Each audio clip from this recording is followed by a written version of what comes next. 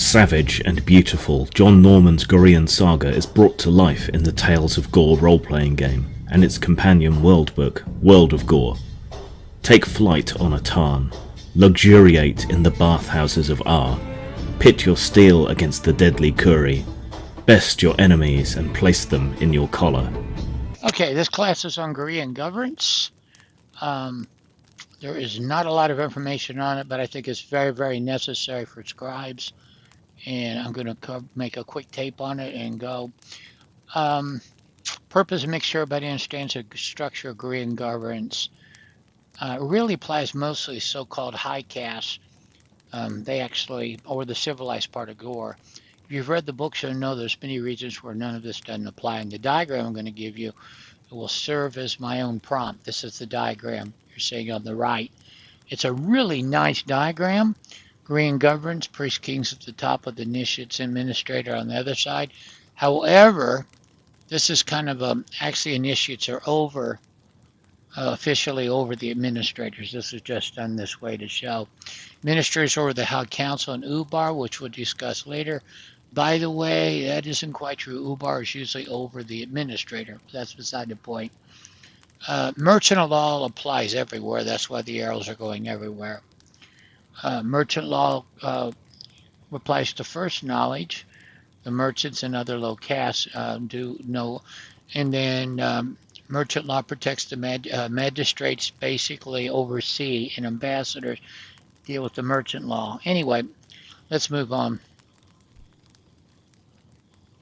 I'm going to knock that out. Well, no, let's keep it on as we go. I'm sorry. Does anyone really know what the priest kings are? I'm going to actually show you. There was, and this is pretty cool, there was a visit by the Goring campus of the priest kings, and this is the photographs they took of it. Yes, it's a bunch of insects, and you'll see the campus was honored to have a very special guest. High Initiate Blessed Raphael was with them, and the the priest king came in and essentially did his thing. But that's what they look like. Just want you to know Kodak was there.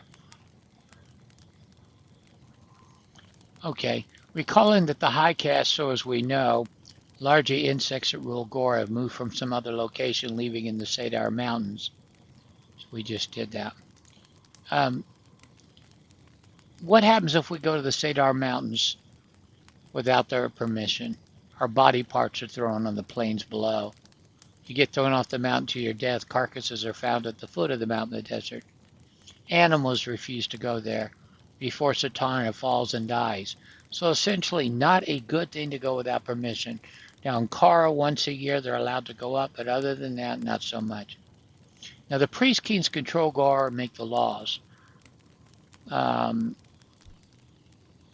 the all-powerful insect kings. The main thing is they limit technology, specifically weapons, to a set of rather primitive one, which explains why Gor looks like essentially a Roman amphitheater. You're not supposed to use weapons much above that. And the roleplay associated with that, you'll get in trouble if you don't go along with that. Very, very much you're supposed to only use certain types of weapons. In a Second Life Gor, they are regulated by two types of weapon systems, which we'll discuss another time. If anyone invents, imports anything like rifle, they're killed for it. GE, it can't happen. Not to be called Gor. If anyone takes a priest king a while, if it can take a priest king a while to get around to you or more, but they're eventually going to come, be killed. Priest kings are rather neglectful, sort of benevolent dictators.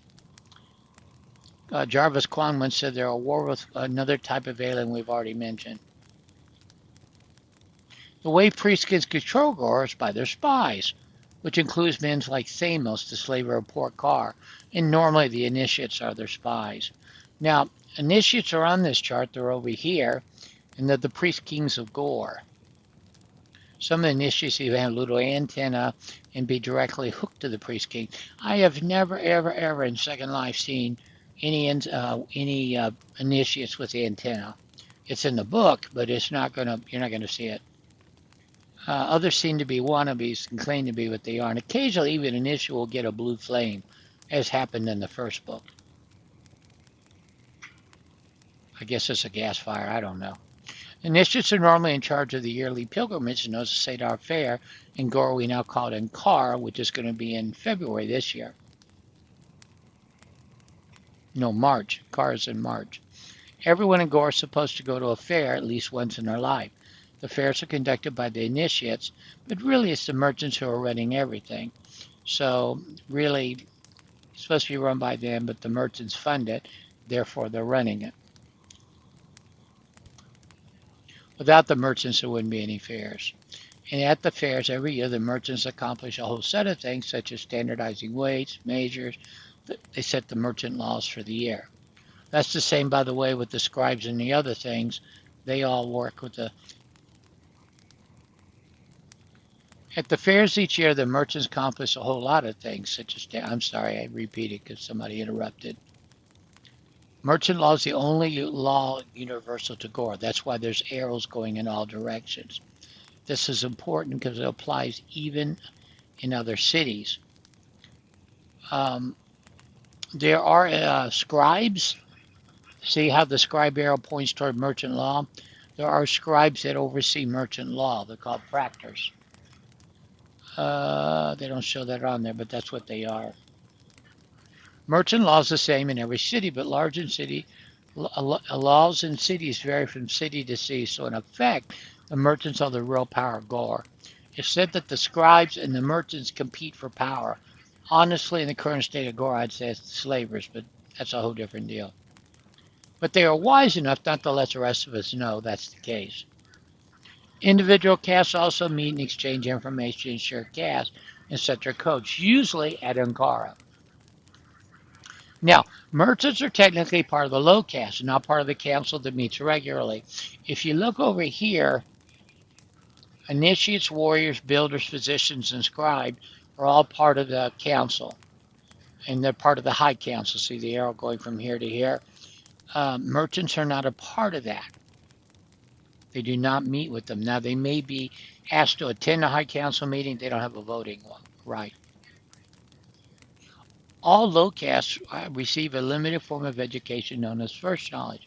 It includes only enough details to need to be functioned, and some are deliberately incorrectly teaching, designed to help them keep control with their lot. It's like the flat Earth theory. Basically, it's more like what what they believed back when Columbus sailed, that the Earth is flat. That's first knowledge, the idea the Earth is flat, things like that. They don't have a high technical degree of understanding of technology, so they kind of go for the superstitious. And that's called first knowledge.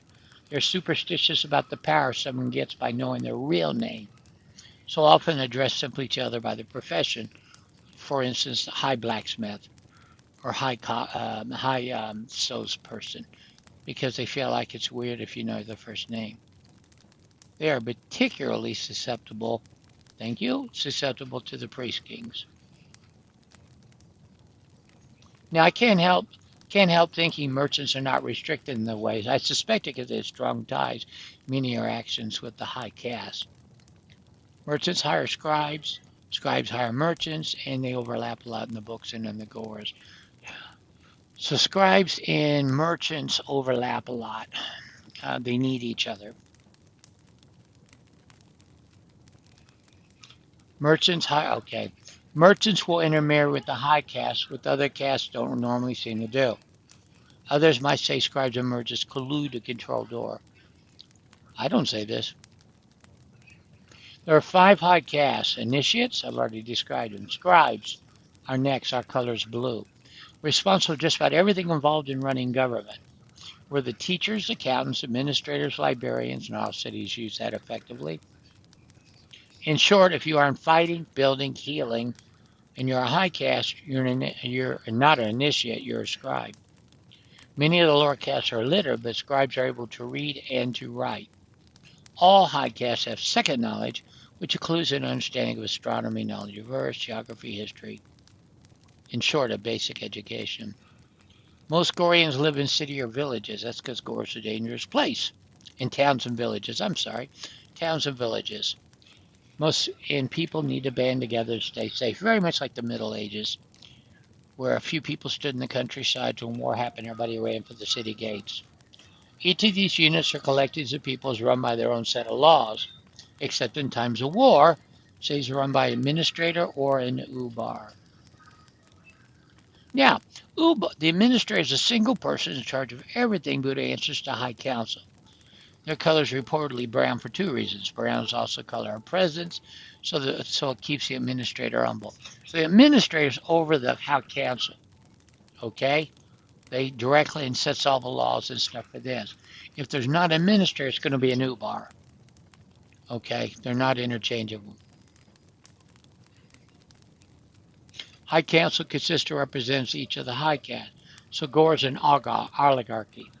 In many cases, we have elected individuals from each caste known as the high caste. Or the high, rather, I'm sorry. In many cities, we have elected representatives from each caste known as the high. By the way, they're not always elected. In many cases, they're appointed by the ubar or the administrator. We have a caste leader called the chief.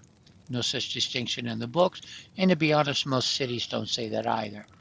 High and chief appear to be used interchangeably. Perhaps in some cities, high and chief, others, high equals chief. Some cities elect the representatives for each caste. Some cities they are appointed. It's said the cities are run by a few powerful families. In many cities, only caste members vote for the high caste. That seems to be the Gorian standard. The reason, and instead, I'll be honest, in Second Life, they are run by powerful families. Somebody's paying the tier. But in the books, rules vary by city. There's often tension between the competing interests of the high caste.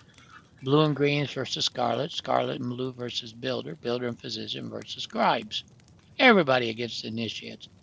A lot of cities don't even want the initiates in it. Then there are the ubars. There's two types, as far as I can tell. There's a nice ubar, who are given absolute power, and this steps down at the end of war. And there are the kind that say, nope, I'm going to keep it. So, and such an ubar would still answer to the High Council. Think of Earth situations such as the War Measures Act, where the militaries are given sweeping powers to handle emergency in real life. Such a ubar would answer to the High Council. Then there are the ubars who declare themselves in charge because the warriors back them and they seize power. We scribes think of them as the bad ubars. Warriors think of them as great leaders who cut to the crap. I have not yet met a warrior who does not wish he were an ubar all the time.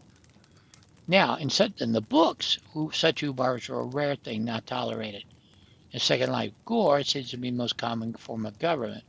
I suspect sim owners want to keep control of his investment, therefore makes himself ubar for a day.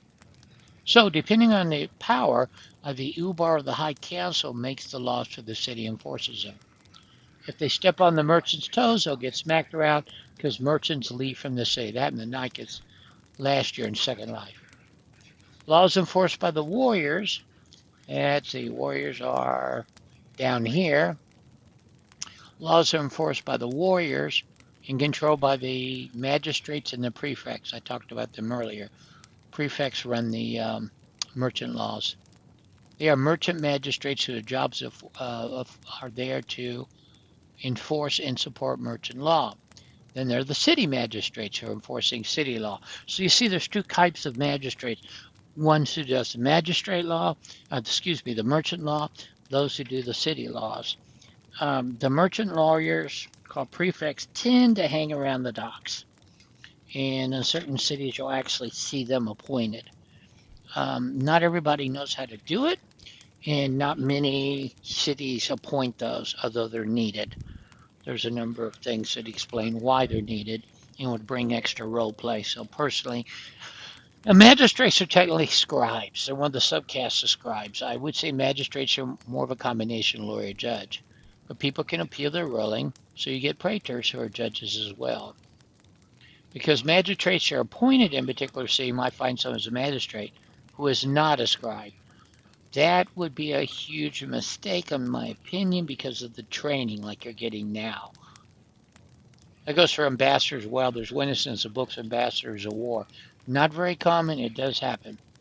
This makes sense because warriors are illiterate, so in my Companion likes to put it, and been hit on the head with one too many times. But other warriors are described highly literate, well read, and poets even. So in general, ambassadors and magistrates are scribe. That's a matter of convenience. They're educated. Some people prefer the illiterate. In some situations, an ubara is like a queen with great power. Okay, so you have an ubar and an ubara.